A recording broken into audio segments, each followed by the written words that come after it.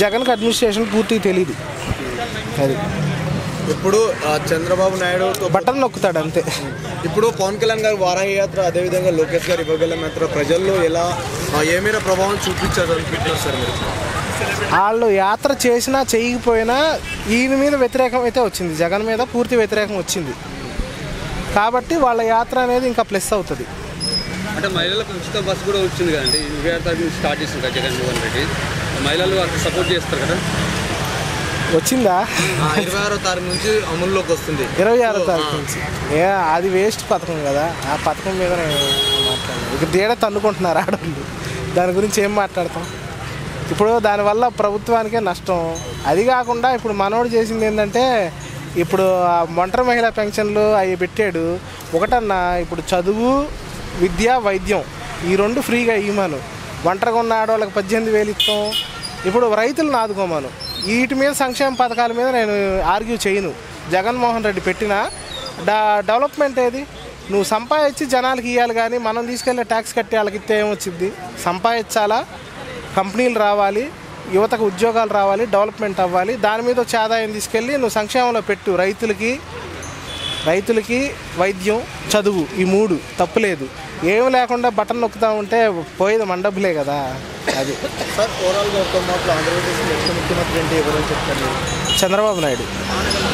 Thank you.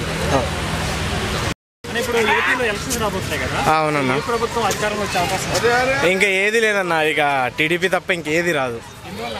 ఎందువల్ల అంటే ఇప్పుడు వచ్చే సీఎంలందరూ చాలా బాగా చేసామని అనుకుంటున్నారు, కానీ చంద్రబాబు నాయుడు చేసినంతగా ఏ సీఎం చేయలేదు. ఇప్పుడు జగన్ ఉన్నాడు, ఏదో చేశాను అంటున్నాడు. ఎక్కడ చేశాడు ఏంటనేది ఒక మాట అడిగినా సరే, డోగ్రా మహిళకి ఇది మళ్ళీ ఈ డబ్బులన్నీ మేము పనిచేసామన్నాడు కదా.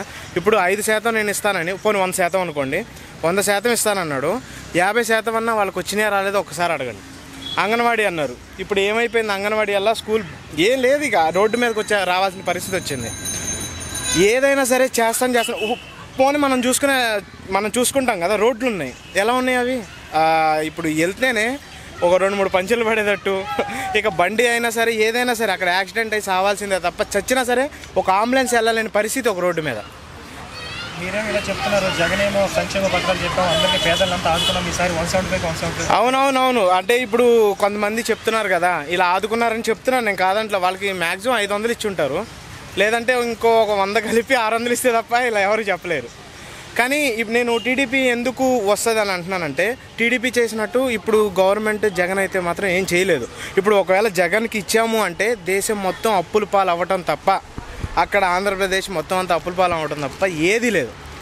ఇప్పటికే సగానికి సగం వెళ్ళిపోయింది, తుడుచుకున్నాడు. కాకపోతే ఇంకా సగం మిగిలింది. ఈసారి జగన్ వచ్చింది అనుకో, మొత్తం తుడుచుకుని సంచులో వేసుకుని వెళ్తాడు. మిగతా ఇప్పుడు అన్నారు చూసారు, 500 రూపాయలు ఇచ్చి 600 రూపాయలు ఇచ్చి అంటున్నారు చూసారా జనాలు. వాళ్ళు మాత్రం అంటారు ఏంటంటే, అంటే తుడిచిపెట్టుకుపోయిన తర్వాత ఇప్పుడైతే నాకు కావాలంటున్నారుగా, అప్పుడు రోడ్డు మీదకి వచ్చి చిల్లర ఏరుకుంటాం తప్ప ఏం చేయలేం. అలాగే కొడాలి నాని రోజా గురించి ఏం చెప్తారు?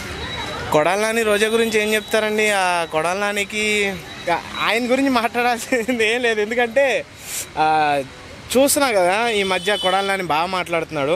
ఆయనకి ఉంది, కాకపోతే కొంచెం ఏదో మొన్న యాక్సిడెంట్ అయ్యో ఏదైనా అయ్యి ఉంటుంది, అది మనకి ఏం తెలియదు. ఇక రోజా గురించి అంటారా, ఇంకా ఎక్కడ కాల్ పెట్టినా సరే చాలా మంచిగా ఏంటంటే అక్కడ ఒక పూజ చేయాలి, లేకపోతే అది అవని పరిస్థితి అది. అలాగే ఈసారి 2019 150 సీట్లు వచ్చాయి వైసీపీకి, ఈసారి ఎన్ని సీట్లు వస్తాయంటారు? ఎంతో 1-2 పాపం వాళ్ళ అదేంటి పులివెందుల, అది ఒకటి తప్ప ఇంకేది రాదనుకుంటున్నాం. ఇక జనాలు పిచ్చోళ్ళు అయ్యి నేను మా ఇంట్లో ఆ తట్టపుట్ట సర్దుకుని వెళ్ళిపోతాం, నేను మీరే ఉండండి, మీరే ఊడ్చుకోండి అని అంటే మాత్రం జగనే వస్తాడు.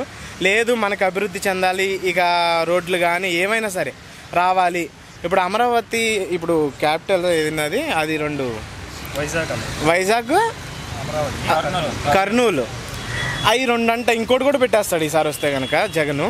కానీ చంద్రబాబు నాయుడు వస్తే మాత్రం అంతా ఏంటంటే ఏదైతే ఉందో ఏదైతే లేదో, పేదలకు ఏం అందాలో, ఈ డోగ్రాలకు ఏం అందాలో అవన్నీ అందజేసి చేస్తాడనే నమ్మకం మాకుంది. కానీ జగన్ వస్తే మాత్రం మాకు అసలు నమ్మకమే లేదు. ఇది మాత్రం 2024లో సిబిఎన్ సీఎం. జై టీడీపీ బై.